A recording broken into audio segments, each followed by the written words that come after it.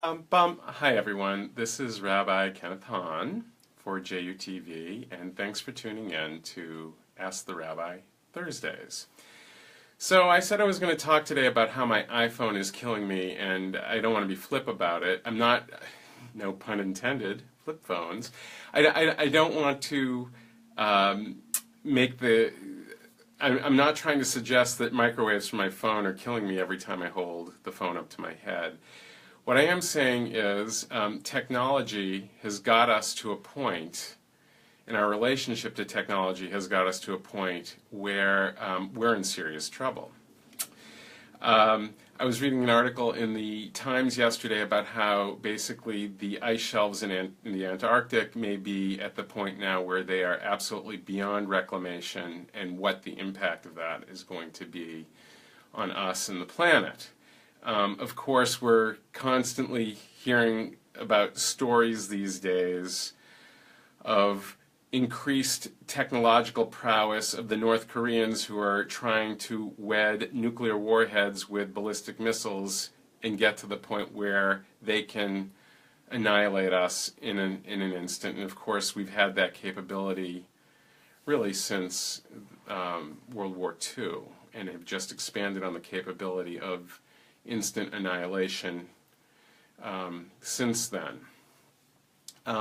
In a certain sense, maybe the most disturbing story I read was just yesterday in the Boston Globe, where I learned that a large insurer in the Boston area, Harvard Pilgrim, has now decided that they are going to, like many tech companies, give their employees unlimited vacation time, which for all intents and purposes, their employees are free to determine how and when they'll use that time. Why? Because they recognize that their employees essentially work all the time. So they work when they're at the office, at their desks or elsewhere. They work on the way home, in their cars, unfortunately, or on the bus or train. And they work at home, put the kids to bed, and they start working again. And so in recognition of the fact that people are working all the time, they're saying, well, take the time when you need to take the time. And actually, what may be even more disturbing is that in instances where employees have that capability, they are seemingly using it less or no more than the scheduled vacation time they would have had under some employment contract that they would have been the alternative. So they're not necessarily using the vacation time that they have. So I asked the question, how did we get here? How did we get to this situation where time has become homogeneous and seemingly is primarily or largely used for work or distraction, where we can annihilate ourselves in an instant, and where we're clearly destroying our environment and in our own habitat that sustains us and will allow us as a species to continue to exist. How did we get here? And perhaps equally, what could Judaism have to say on the topic, where our most sacred text was finished and redacted, edited, compiled 3,000 or more years ago, and where a great many of our greatest scholars died before the year 1500. So what could Judaism have to add to the discussion? A lot, I actually want to posit. And I'm going to show you why. And I'm going to try to do this very quickly today. This is a topic I have thought about and think about a lot.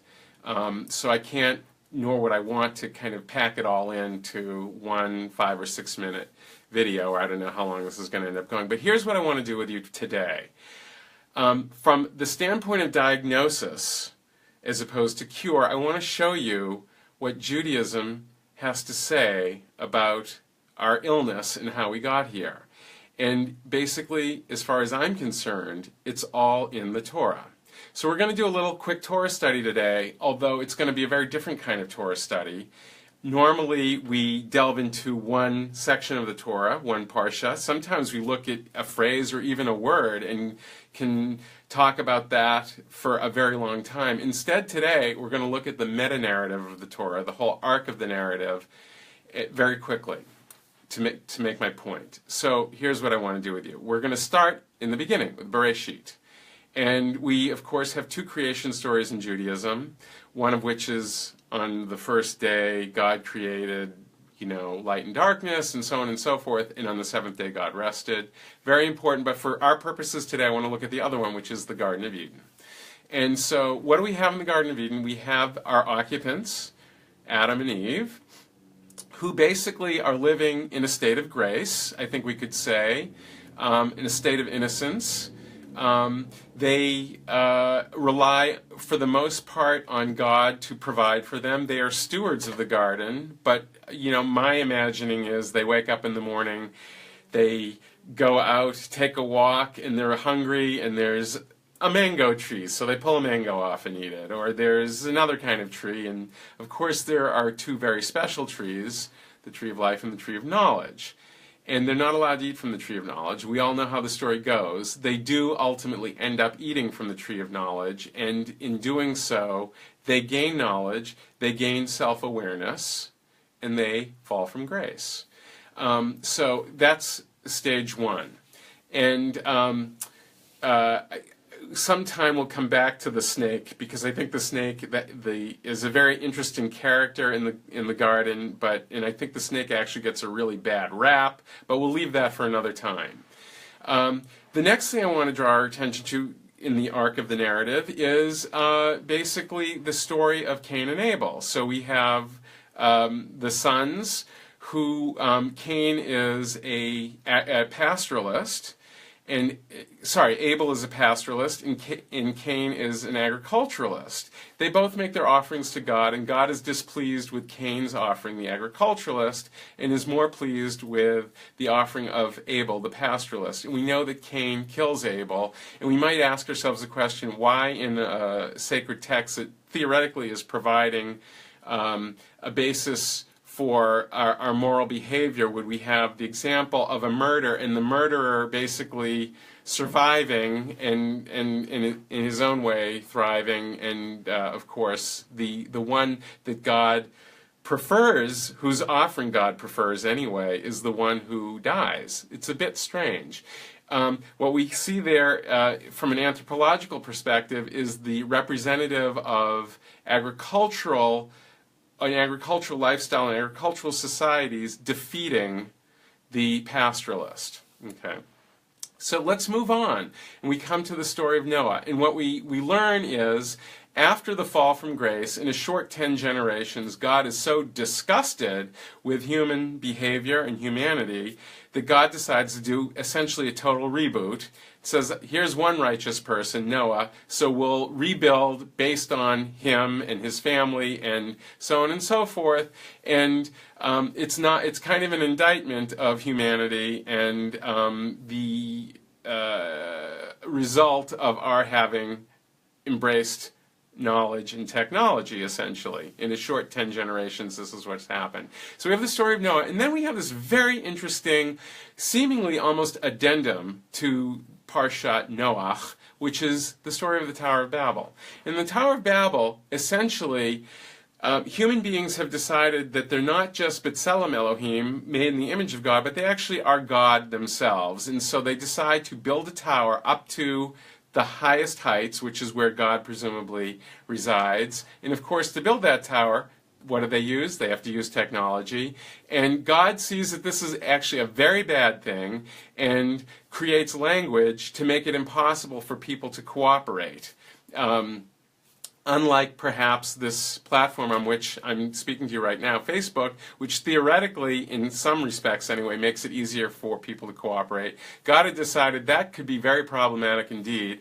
And so God creates languages to make the construction of the tower impossible. Now, I want to step back for 1 second at this point and say, what I think has gone on here is, to get to this point, is, in some respects, quite straightforward. Whereas Adam and Eve initially lived in a state of grace in the Garden of Eden, kind of relying on God to provide, with the advent of technology and agriculture, the Cain being the agriculturalist, in some respects we solved the ultimate question for humanity, namely, where is my next meal coming from? And if we actually started to believe that we knew where our next meal was coming from, and that we could actually create the circumstances where we could have that meal, then we're getting kind of godlike at that point. We're not just B'Tselem Elohim, in the image of God anymore, but we're actually kind of like God if we can control things such that we know where our next meal is coming from. So, we leave the Tower of Babel, and then we start in the story of our matriarchs and patriarchs, which is essentially a story, I'm going to say, of dysfunctional families living a pastoral lifestyle, because that is what they did. They lived a pastoral lifestyle. And we fast forward to this very interesting character named Joseph, who grows up in a pastoral environment, who is sold into slavery and ends up in Egypt. He ends up in Egypt, and Egypt, of course, is the ultimate expression of an agricultural society. In fact, when there is a famine later on, it's the pastoralists who decide to go down to Egypt because Egypt is agricultural and they have had the wherewithal to store grain through the efforts of Joseph. Joseph is actually one of the most interesting characters in the Torah, I think, because he transcends pastoral life and goes into agricultural life, and he is a charismatic, he's clearly an intellectual, he's very handsome, and Pharaoh recognizes this and takes Joseph as his right-hand man, and Joseph takes Pharaoh's situation and aggrandizes it dramatically. Joseph is also obviously an intuitive because he can interpret dreams. So, what does Joseph do? He takes a society that is really the preeminent agricultural society of the time and makes it even more of that. So what characterizes Egypt? Egypt is a society where, because of agriculture and agricultural practices, not everybody has to work to create their meal. So if you have a centralized production of food, then not everybody has to work. And what does that mean? Some people, men in particular in this instance, can be dedicated to a different function, namely populating an army. So we have Egypt being a society based on agriculture, which has an army. It has huge disparities in wealth. It has huge disparities in income. It has slavery. And this army can be used to conquer other cultures and to suppress its own people when necessary. Does that sound a little familiar? So basically what we have now for the rest of the Torah is what we define as the central story of Judaism, if there is one, which is the Exodus. And elsewhere in another talk, I explained how many people believe the Jews actually, or the Israelites, never even were in Egypt, let alone slaves in Egypt. And the agricultural record, seems to show that in no small way. But apart from whether or not that's true, what we are trying to do is escape from the Egyptian lifestyle, okay? Whether or not we were ever in Egypt. And so the rest of the Torah is about trying to get back to a state of grace in what we call the Promised Land, Eretz Zavachalav, the land of milk and honey, as a society. Because we're not doing it just individually in Judaism, we're doing it as a group, and we're trying to get back to the Promised Land. We're trying to get back to a state of grace. We're trying to get rid of the chains of slavery that are represented by the Egyptian culture and nation state, whether or not we were ever there, which at the time was the ultimate expression of technological society. And I think our forebears were very clear that this was a huge problem, and that living with technology in the wrong kind of way would be really a death sentence. And even then they recognize that. So essentially, when I look at the meta-narrative of the Torah, I see people starting in a state of grace, falling from grace very clearly through the acquisition of knowledge and, among other things, self-awareness that came with that. A clear recognition that while technology isn't all bad, technology, of course, saved our species from annihilation in the Torah. Noah, after all, built an ark. But when our relationship to technology is skewed as in the story of the Tower of Babel, when we actually start to use technology to express not just our godlike qualities, but to actually assume a position much like God's position. And when we need to use technology to help us determine outcomes, not just where our next meal is coming from, which probably established the mindset of our believing we could control outcome, but going further and further and further and further and further down that line to the point now where we want to try to control everything. We're not comfortable anymore with any aspect of our environment being out of our control, and of course they still are, many aspects, but we continue to try to control more and more of them, and our belief is that if we can just control a little bit more, it'll all be okay. Now, of course, going down that road with our human frailty has led to real disasters where not only have we been unable to foresee consequence, but in many instances we're just not interested in foreseeing consequence because we're way too happy and satisfied with the experience of having that sense of control in the moment that technology provides for. That, again, I'm arguing, started as a whole mindset when we realized we could solve the problem of where our next meal was coming from. And so Judaism is very clear about this, and I'll talk more about another time what it has to say in terms of prescriptions on how to address the issue of managing our relationship with technology. But from a diagnostic standpoint, I think it's very clear in the Torah that we are being told, and our wisdom tradition is saying as loudly as it can, that to embrace technology without a great deal of awareness and sense of what the consequence of that embracing is and will be is really so problematic that in no small way it'll lead to our death. And that is actually stated explicitly elsewhere in the Torah. But for today, I think that's where I'm going to stop. So we'll call this part 1, and we'll do more analysis of our relationship to technology as revealed in the Torah and other Jewish texts. And also, we'll talk about what Judaism has to say as a way to approach the problem. So with that, I'll say it's been great talking with you. If you found this interesting or useful, please share it. Or I'd love to hear your comments about this notion. And tune in next Monday for Music Mondays. And have a great weekend, a wonderful Shabbat if you're celebrating Shabbat. And lihitraot. See you soon. Bye-bye.